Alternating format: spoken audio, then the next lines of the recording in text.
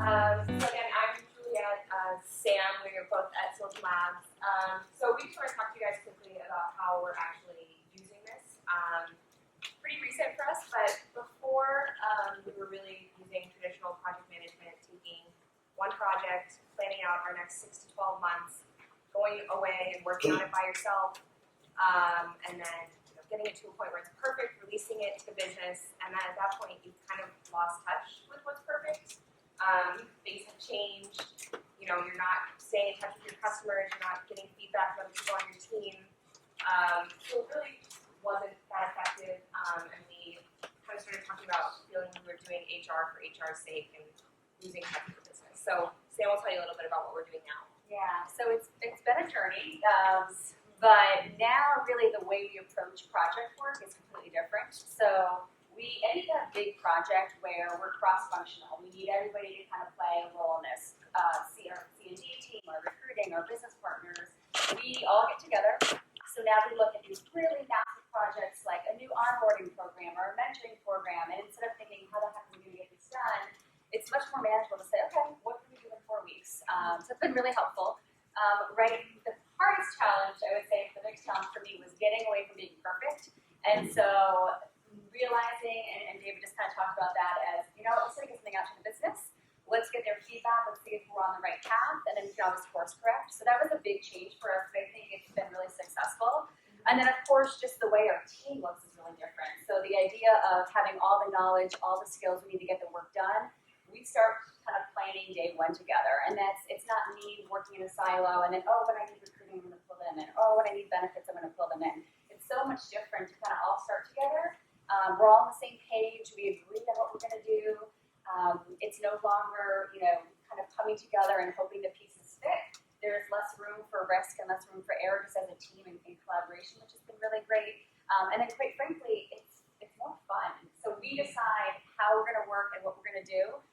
It's no longer kind of taking orders from somebody, and that's really just been a huge kind of change and shift in the culture of our team.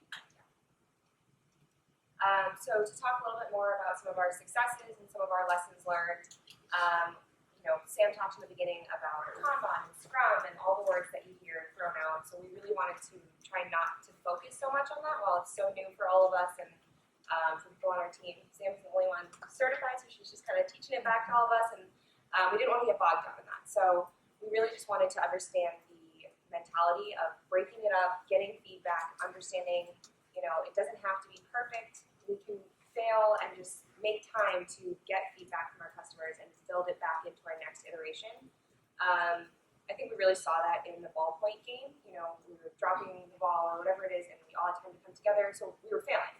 But we learned from it, and so we got better each time, and that's something that we're really just trying to get comfortable with and understand that, for each failure, we can iterate and get better.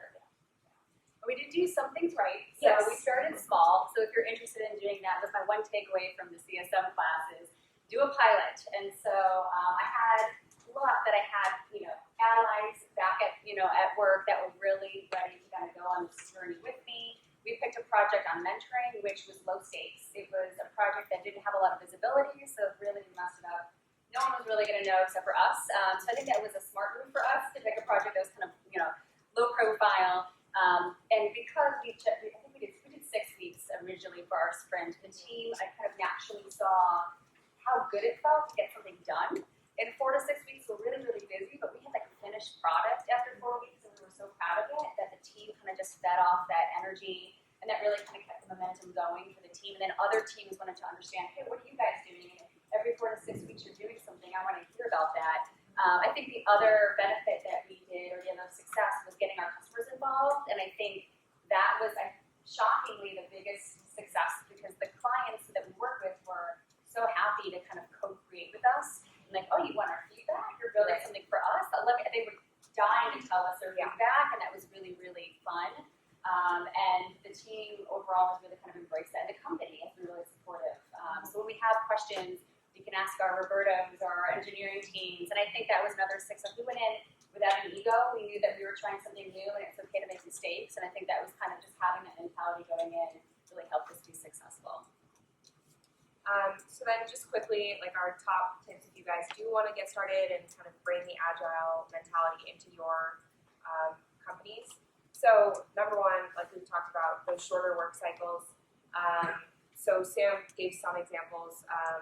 We're talking about revamping our new hire orientation process, and that can be a huge thing. So instead, we broke it up and we decided, okay, we're going to take 4 weeks and we'll refresh the deck that we showed during orientation. Okay, we finished it, we rolled up the deck, we got feedback, and then we decided we're going to work on the communications that we send to new hires. We're in the middle of that sprint right now, so we're taking 4 weeks, looking at the communications, just breaking it up, getting feedback throughout. And that team and all of our teams, we're making sure we have everybody that we need right in the room. So getting cross-functional teams, I don't know what I don't know about benefits, so I have to have someone on the benefits team to help me write these orientation communications, and it just helps us be more effective. And then last 2 tips, which we've definitely covered tonight, is get people involved and to be okay to iterate. And that's kind of where we started, and we're still learning, but it's been a really great transformation so far.